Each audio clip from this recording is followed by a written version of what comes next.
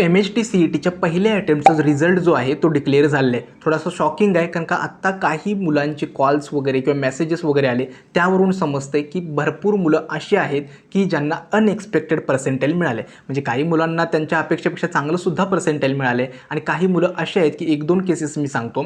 Marks 75च्या दरम्यान होते आणि पर्सेंटाईल फक्त आहेत ना तर 52 पर्सेंटाईल समथिंग त्यांना मिळाले. म्हणजे आपण जे म्हणत होतो ना की आपल्या मार्क्सपेक्षा चांगलंच पर्सेंटाईल मिळतं, असं काही दिसत नाही. काही जणांसाठी हे शॉकिंग आहे. आता जे काही तुमचे पर्सेंटाईल वगैरे आलेत ना आणि मार्क्स वगैरे ते कमेंटमध्ये नक्की कळवा, ठीक आहे. आता राहिला मुद्दा की तुमच्या पर्सेंटाईलवरती हात फक्त पहिल्या अटेम्प्टचा रिझल्ट आहे. मग तुमच्या पर्सेंटाईलवरती कोणती कॉलेजेस मिळू शकतात, म्हणजे मी सगळ्या रेंजसाठी कन्सिडर करतोय.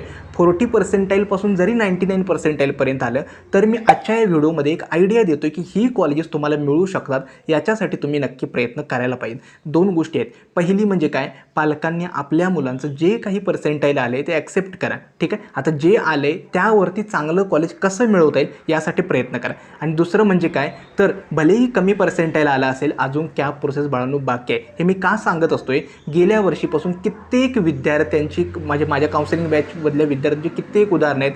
भलेही त्यांना CETला बऱ्यापैकी 60-80च्या पर्सेंटाईलच्या दरम्यान पर्सेंटाईल होतं, परंतु तरीसुद्धा व्यवस्थित कॅप राऊंड फॉर्म केले, त्यानंतर कॉलेज लिस्ट व्यवस्थित अरेंज केली आणि सगळ्यात महत्त्वाचं स्पॉट ILS व्यवस्थित अटेंड केले. लक्षात ठेवा, चांगली कॉलेजेस Tier 2ची सुद्धा मिळाली आहेत. कित्येक उदाहरणं मी तरी अनुभवलेले आहेत. त्यामुळे काळजी करू नका, कॅपराऊंड प्रोसेसमध्ये मिळतात. फक्त प्रॉब्लेम काय होतो, कुठेतरी काही लिस्ट भरून टाकायची, आपल्याला आवडतात ती व्यवस्थित कॉलेजेस ठेवायची, असे काही करू नका.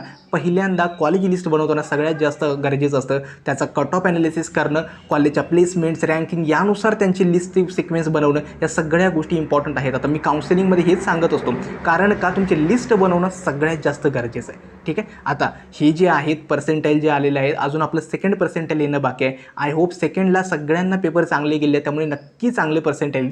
पहिल्या अटेम्प्टचं जे पर्सेंटाईल आले त्यानुसार कोणती कॉलेजेस मिळू शकतात ते मी तुम्हाला आजच्या या व्हिडिओमध्ये सांगणार आहे. तर सगळ्यांना नमस्कार, मी संदीप मिल्के. तर सुरुवात करूया आजच्या या नवीन व्हिडिओला.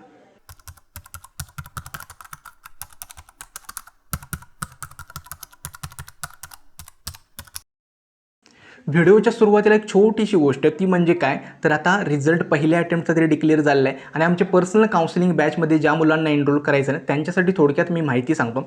लक्षात ठेवा बाळांनो, आता रिझल्ट तरी तुम्हाला समजलं आहे. पर्सेंटाईलवरून पुढचे 2 ते 2.5 महिने जर बघाल, तुम्हाला प्रत्येक स्टेपला कुठं ना कुठं डाऊट येणार आहे. काय करायचं आहे, फॉर्म फिलिंग कशी करायची आहे, कुठलं कॉलेजवरती ठेवायचं, त्याच्या प्लेसमेंट्स कशा आहेत, सगळ्या रिलेटेड डाऊट्स येणार. मग आमची पर्सनल काउन्सिलिंग कशी हेल्प होते ते सांगतो. सगळ्यात महत्त्वाचं आहे बाळांनो डाऊट सपोर्ट. लक्षात ठेवा, तुमचं ॲडमिशन होईपर्यंत तुम्हाला डाऊट सपोर्ट भेटतो. माझा पर्सनल नंबर तुमच्यासोबत शेअर असतो. कधीही काही वाटलं डायरेक्टली कॉलवरती किंवा व्हॉट्सॲपवरती मला कॉलवरती वगैरे विचारू शकता, ठीक आहे. त्यामुळे डाऊट सपोर्ट सगळ्यात महत्त्वाचं आहे, कारण का मी 24/7 तुमच्यासोबत ॲक्सेसेबल असणार आहे. काहीही वाटलं डायरेक्टली कॉलवरती विचारा.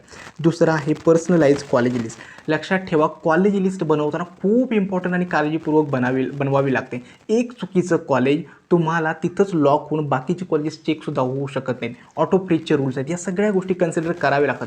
आता कॉलेज लिस्ट बनवताना आम्ही काय करतो, तर पहिल्यांदा तुमचं पर्सेंटाईल, तुमची कॅटेगरी काय आहे, तुम्हाला कॉलेजेस ब्रँच कुठली हवे, या सगळ्या गोष्टींचे डिटेल्स तुमच्यासोबत घेतो आणि हे सगळं कॉलवरती वगैरे विचारायचं. असं नाही की फक्त गुगल फॉर्म सर्क्युलेट केले आणि तुमचे डिटेल्स गेले. तुम्हाला कोणती कॉलेजेस मिळू शकतात, तुमच्यासाठी चांगले ऑप्शन्स काय, हे सगळं तुमच्यासोबत डिस्कस केलं जातं आणि त्यानंतर तुमची एक पर्सनल कॉलेजची लिस्ट आहे ती आम्ही तुम्हाला बनवून देतो, ठीक आहे. त्यामुळे सगळ्यात महत्त्वाचं जे टार्गेट होतं कॉलेज लिस्ट बनवणं, ती सगळं फीचर आम्ही काउन्सिलिंगमध्ये तुम्हाला इन्क्लूड करून देणार आहोत, ठीक. तिसरं आहे स्टेप बाय स्टेप गायडन्स. म्हणजेच काय, CETची आता जशी प्रोसेस स्टार्ट होते, आता ऑलरेडी आमच्या बॅचच्या काही मीटिंग स्टार्ट झालेल्या आहेत, ठीक आहे. मग CETच्या या पूर्ण प्रोसेसमध्ये कॉलेज कोणतं निवडायचं, ब्रँच कशी इन्फॉर्मेशन असणार आहे, त्यानंतर CETच्या CAP registration, document verification, option form filling, या सगळ्याबद्दल आपल्या झूम मीटिंग्स होतात. तुम्हाला फॉर्म फिलिंग वगैरे सगळं सांगितलं जातं, तुमचे डाऊट्स सॉल्व्ह केले जातात. त्यामुळे ॲडमिशन प्रोसेसमध्ये फॉर्म फिलिंग वगैरे काही अवघड नाही. आणि मी काय केलं आहे, तर सगळ्या कॉलेजेस जर त्या CETच्या कट ऑफच्या PDF बघाल ना, तर थोडा कॉम्प्लिकेटेड डेटा आहे. तो सगळा एक्सेल फॉर्मॅटमध्ये आणून एक बेस्ट म्हणजे स्टुडंटला रीड करता येईल असा डेटा आम्ही काउन्सिलिंगच्या मुलांसाठी प्रोव्हाइड करत आहोत, ठीक आहे. दुसरं आहे ते म्हणजे स्पॉट ॲडमिशन आणि इन्स्टिट्यूट लेवल गायडन्स. कोणत्या कॉलेजमध्ये किती सीट्स वॅकंट राहिले आहेत, इन्स्टिट्यूट लेवलचे फॉर्म्स कुठे स्टार्ट झालेत, गेल्या वर्षीचे कट ऑफ काय असू शकतात, यानुसार तुम्ही कुठं अप्लाय केले पाहिजेत, या रिलेटेड गाईड वगैरे केलं जातं.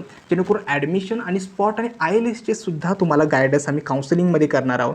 तीसुद्धा गरजेचं आहे. आणि सगळ्यात महत्त्वाचं, फक्त तुम्हाला कॉलेज मिळवून देणं हे एम नाही आहे. ज्यावेळी तुमचं फर्स्ट इयर स्टार्ट होतं, कारण का तुम्ही कम्प्लिटली नवीन असता या इंजिनिअरिंगमध्ये, एकतर CGPA कसा मेंटेन ठेवायचा, फर्स्ट इयरपासून कोडिंग कसं स्टार्ट करायचं, त्यानंतर सगळ्यात महत्त्वाचं MHA-DBTचे स्कॉलरशिपचे फॉर्म्स कसे अप्लाय करायचे, या रिलेटेडसुद्धा तुम्हाला गाईड केलं जातं. आता काउन्सिलिंग रिलेटेड जे काही डाऊट्स असेल, ठीक आहे, हा मी व्हॉट्सॲप नंबर दिला आहे. मला माहिती आहे भरपूर कॉल्स येत आहेत पेरेंट्सचे की सर आम्हाला इतके पर्सेंटेज कमी आहेत, काय होऊ शकतं.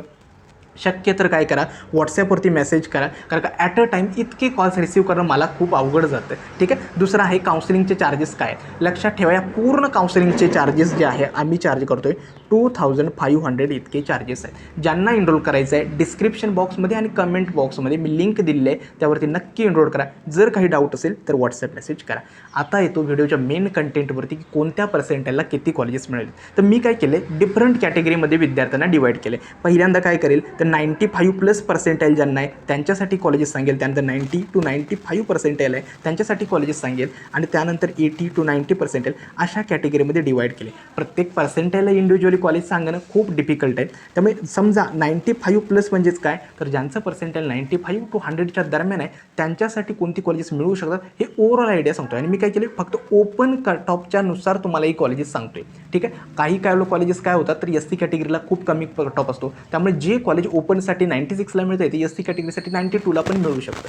ठीक आहे. मी ओपन कॅटेगरीचे कट ऑफ म्हणून एक आयडिया देतोय, कंप्लीट लिस्ट दाखवत नाही आहे की अशी हीच कॉलेजेस मिळतात, कारण का ह्या ज्या गोष्टी आहेत ना कंप्लीट लिस्ट वगैरे ही काउन्सिलिंग बॅचसाठी आहे. ठीक आहे. आणि ते थोडं डिफिकल्ट पण आहे. मग आता मी काय करतो, एक ओव्हरऑल आयडिया देतो की प्रत्येक म्हणजे प्रत्येक कॅटेगरीच्या मुलांना ओके कुठली कॉलेजेस एक्सपेक्टेड आहेत, काय मिळू शकतात आणि चांगले ऑप्शन्स कसे ठेवायचे. ठीक आहे. तर पहिल्यांदा काय करूया, तर ज्यांचं पर्सेंटाईल ओके 95+ पर्सेंटाईल, मी काय केलं या लिस्टसाठी CSIT related tech branches, computer science, IT, CSE with AI, त्यानंतर डेटा सायन्स, मशीन लर्निंग या ज्या टेक ब्रँचेस आहेत आणि ENTC या कन्सिडर केले आहेत. जर ज्यांचं पर्सेंटाईल 95+ पर्सेंटाईल आहेत त्यांना top colleges government plus Tier 1ची जी कॉलेजेस आहेत तिथं मिळू शकतात. उदाहरणार्थ तर COEP असेल, VJTI असेल, PICT असेल, SPIT असेल, वालचंद असेल, Cummins college of engineering for women असेल.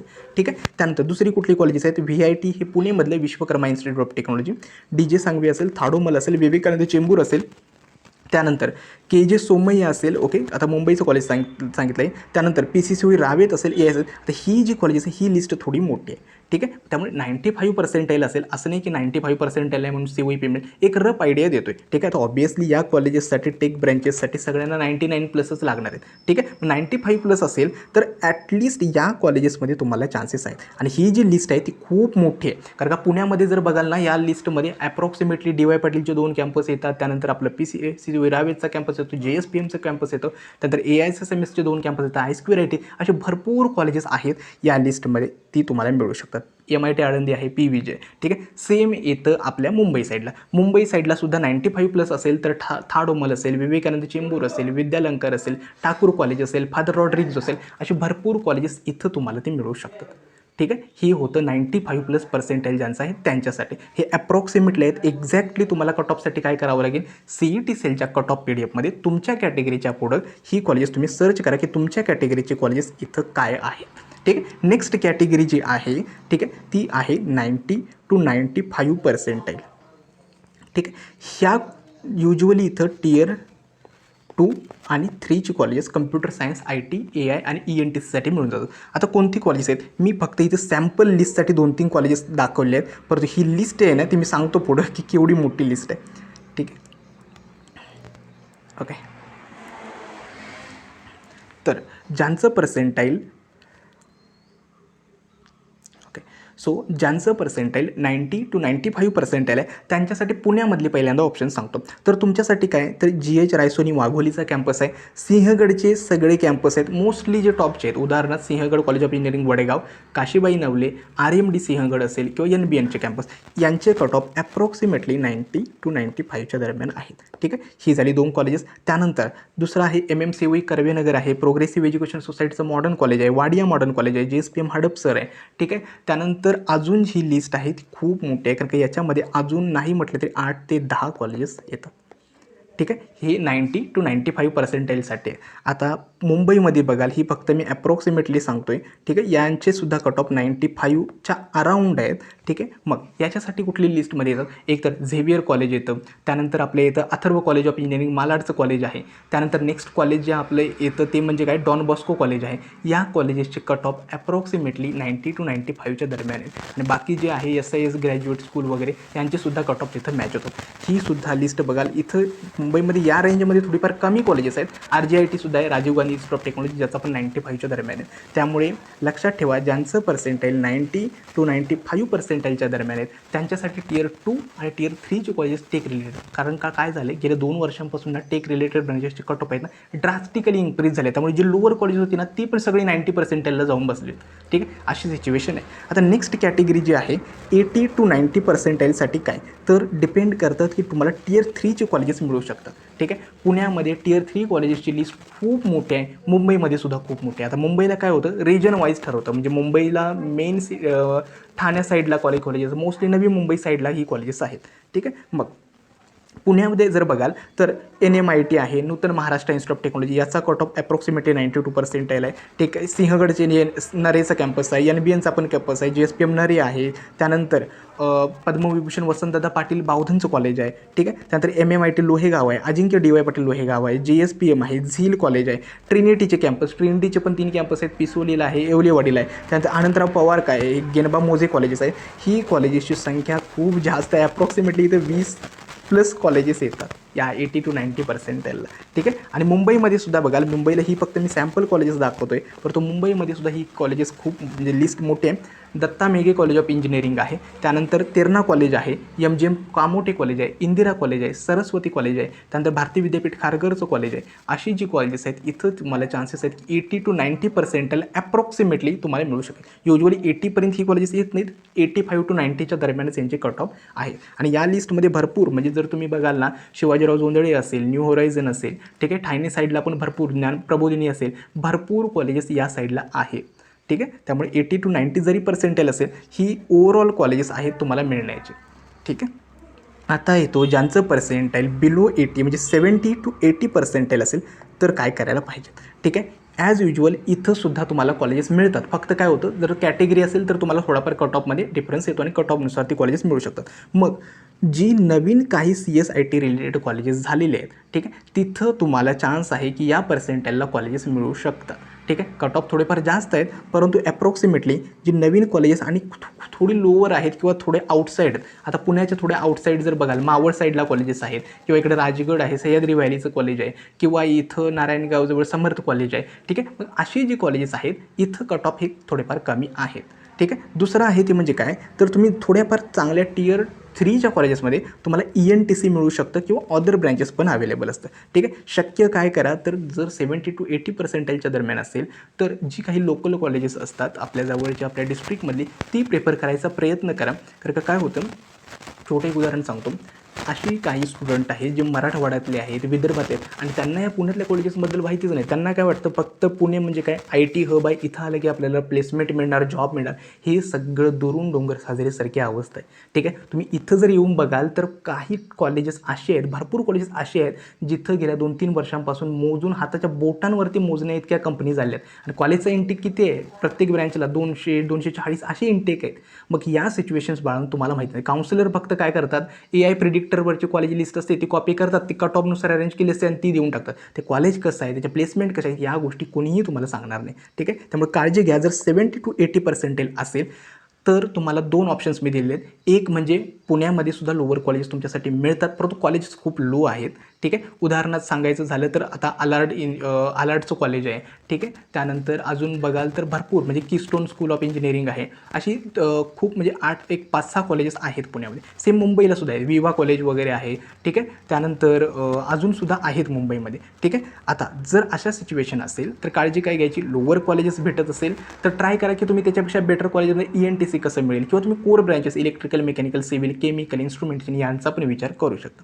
ठीक आहे, आता ज्यांचं पर्सेंटाईल 70 बिलो आहे म्हणजे 40 to 70, तर सिच्युएशन काय, एक म्हणजे एक बॅकअप प्लॅन तुम्हाला ठेवावा लागणार आहे. बॅकअप प्लॅन यासाठी जर तुमचं पर्सेंटाईल या रेंजमध्ये असेल 40 to 70, तर तुमच्याकडे कॅटेगरी असेल तर काही ना काही कट ऑफमध्ये बेनिफिट भेटतं. मग पहिला ब्रँच जर तुम्हाला मुंबई किंवा पुण्यामध्येच ॲडमिशन हवं असेल तर तुम्ही कोर ब्रँचेस आहेत mechanical, civil, electrical, ENTC, chemical engineering, instrumentation, production या ब्रँचेस विचार करू शकता जर पुणे आणि मुंबईमध्ये हवे असेल. ठीक आहे. दुसरा ऑप्शन म्हणजे काय, तर तुमच्या जिल्ह्यामध्ये जी लोकल कॉलेजेस असतात ओके, ती तुम्ही रेफर करू शकता. आता उदाहरणार्थ जर तुम्ही कोल्हापूर साईडला गेला तर कोल्हापूरला काय KITचा कट ऑफ तरी जास्त आहे, परंतु DKT इचलकरंजीचं कॉलेज आहे, तात्यासाहेब कोरे आहे, त्यानंतर DY पाटील बावड्याचं कॉलेज आहे, अशी जी कॉलेज आहेत ती मिळू शकतात. सांगलीला इथे RIT इस्लामपूर आहे, इकडे अण्णासाहेब डांगे आहेत, अशी कॉलेजेस आहेत. नाशिकला बघाल तर नाशिकला सुद्धा खूप चांगली म्हणजे बऱ्यापैकी 2-3 कॉलेजेस आहेत ती चांगलीच आहेत. आपलं KK वाघ असेल, त्यानंतर PVG कॉलेज, नाशिकचं PVG बोलतोय मी, ठीक आहे, ते आहे. MET भुजबळ आहे, अशी कॉलेजेस, RS सपट आहे, अशी कॉलेजेस आहेत ती खूप चांगली आहेत. संभाजीनगरला पण देवगिरी कॉलेज असेल, त्यानंतर MIT असेल, CSMS शाहू कॉलेज असेल, अशी बऱ्यापैकी कॉलेजेस आहेत. नागपूरला सुद्धा खूप कॉलेजेस आहेत. फक्त काय जर पर्सेंटाईल कमी असेल तर शक्य तेवढं जरा लोकल कॉलेज बघितलं चालेल. अमरावती साईडला PR पोटे असेल, ठीक आहे, राम मेघे असेल, अशी कॉलेजेस आहेत भरपूर. ठीक आहे. त्यामुळे लक्षात ठेवा जर पर्सेंटाईल 40 to 70 असेल तर जे डिस्ट्रिक्ट किंवा लोकल कॉलेजेस असेल त्यांना पहिल्यांदा प्रायोरिटी द्या. कारण का काय होईल, उगाच पुण्यामध्ये येऊन इतर खर्च करत बसण्यापेक्षा ॲटलिस्ट तुम्हाला तुमचा थोडाफार खर्च तरी वाचेल. ठीक आहे, हे मला आहे. आणि दुसरा ऑप्शन आहे तुमच्याकडे डायरेक्ट ॲडमिशन किंवा मॅनेजमेंट फोटा सेट्स. ठीक आहे, म्हणजेच काय तुम्ही स्पॉट किंवा IELTSच्या सेटसाठी ट्राय करू शकता. भरपूर जागा शिल्लक असतात स्पॉट आणि IELTSला सुद्धा. ती एक काळजी करून घ्या, याच्यावरती डिटेलमध्ये व्हिडिओ मी बनवेल. ठीक आहे. त्यामुळे जरी पर्सेंटाईल 40 to 70 आहे, एक तर ब्रँच कॉम्प्रोमाइज करा किंवा लोकल कॉलेजेसला प्रेफरन्स द्या किंवा डायरेक्ट ॲडमिशन स्पॉट आणि IELTSसाठी तयार राहा. या गोष्टी मी तुम्हाला सांगितल्या. आय होप ही प्रोसेस समजली असेल. बाळांनो, काउन्सिलिंग प्रोसेस आहे ना थोडी कॉम्प्लिकेटेड आहे, इतकी पण म्हणजे अवघड नाही आहे, परंतु आहे.